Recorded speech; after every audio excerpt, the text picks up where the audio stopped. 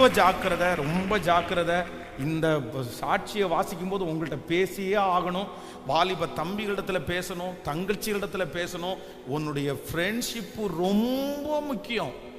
பாய்ஸுக்கு எவ்வளவு ஃப்ரெண்ட்ஷிப் வந்து அந்த மாதிரி முக்கியமோ அதே போல கேர்ள்ஸுக்கும் அப்படிதான். ரொம்ப கவனமா இருங்க. குறிப்பிட்ட ஒரு கேர்ள்ஸ் காலேஜில் படிக்கிற, வெறும் கேர்ள்ஸ் மட்டும்தான் அங்கே படிக்கிறாங்க.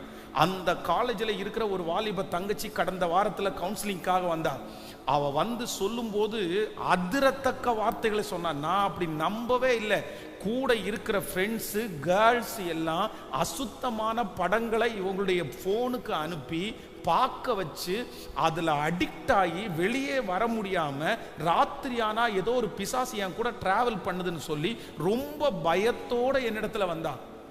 அவளுக்காக அதனால கேர்ள்ஸும் ரொம்ப ஜாக்கிரதை. ஃப்ரெண்ட்ஸு, ஸ்பிரிச்சுவல் ஃப்ரெண்ட்ஸை வைக்காம ஒரு ஸ்கூல் ஃப்ரெண்ட்ஸை, காலேஜ் ஃப்ரெண்ட்ஸை, இந்த மாதிரி அசுத்த ஃப்ரெண்ட்ஸை நீங்கள் வச்சுருப்பீங்கன்னா உங்களுடைய ஆவிக்குரிய வாழ்க்கை எப்படி கட்டப்படும்? உங்கள் ஃப்ரெண்ட்ஸை நீங்கள் நல்லா வைக்கலைன்னா நீங்கள் வந்து தவறான பேர் உங்களுக்கு வந்துடும். இந்த பையனை நான் தம்பியை பார்க்கும் போதெல்லாம் சொல்லுவேன், நான் ஜோம் பண்ணும் போதெல்லாம் சொல்லுவேன், என்னமோ தெரியல அவனை பார்க்கும்போது தோணும், உன் ஃப்ரெண்ட்ஷிப்பை மாற்றிக்கோ, உன் ஃப்ரெண்ட்ஷிப்பை சரி பண்ணு. இப்போ பாருங்க, அவன் செய்யாத ஒரு தப்புக்கு போலீஸ் ஸ்டேஷனில் 2 days 2 நாள் அம்மாவுக்கு அப்பாவுக்கு எங்க இருக்குன்னே தெரியாம சர்ச்சுக்கு வர்ற ஒரு பிள்ளை போலீஸ் ஸ்டேஷன்ல உட்கார்ந்தா எவ்வளவு வருத்தமா இருக்கும்னு நினைக்கிறீங்க? எவ்வளவு கஷ்டமா இருக்கும்? எப்படி போலீஸ் ஸ்டேஷன் ஏன் அப்படின்னு சொன்னா, நம்ம தம்பிகளுக்கு இருந்து சில நேரத்தில் நீங்க ரொம்ப நிறைய மாறிட்டீங்க. அந்த தலைமுடியை சரியா வெட்டுறதில்ல, ட்ரெஸ் ஒழுங்கா பண்றதில்ல. சிலருக்கு பார்க்கும் போதே நம்மளை குறித்து ஒரு தவறான ஒப்பீனியன் வந்துடக்கூடாது கண்ணா. அதுக்காக தான் சொல்றேன், உங்களை ஒரு கெட்ட பையன், ஒரு கெட்ட பெண் அப்படின்னு சொல்லி அவங்களுக்கு எக்ஸ்போஸ் ஆகக்கூடாது. நம்முடைய தோற்றம் வந்து ரொம்ப அவசியமான ஒன்று.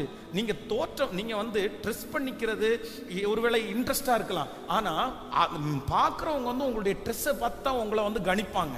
நீங்க இந்த மாதிரி ட்ரெஸ் பண்ணியிருந்தா நீங்க மோசமானவங்க அப்படின்னு நினைப்பாங்க. அதுக்காக தான் சொல்றது, நீங்க அப்படி பண்ணாதீங்க.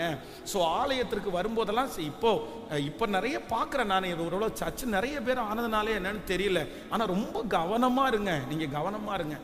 உங்களை வந்து நேரடியாக கூப்பிட்டு திட்டு, ஏன்னா ஒரு வார்த்தை சொன்னால் அடுத்த வாரம் உங்களுக்கு திருப்பி இந்த திருச்சிக்குள்ளே வர்றதுக்கே நிறைய நேரத்தில் கஷ்டமாக இருக்கும். ஆனால் அதனால தான் உன்னை எப்படியாவது இழந்துடக்கூடாது, நீ எப்படியாவது அதே நேரத்தில் ஸ்டிக் பண்ணாமலும் இருந்துட முடியாது. ஒரு அப்பா கூட, ஒரு அம்மா கூட ஒரு பிள்ளை கிளம்பி வருது, ஒரு கணவனாரோட ஒரு சிஸ்டர் கிளம்பி வராங்க. அப்போ எவ்வளோ நீங்கள் மற்றவங்களுக்கு முன்னாடி ஜாக்கிரதையாக இருக்கணும்.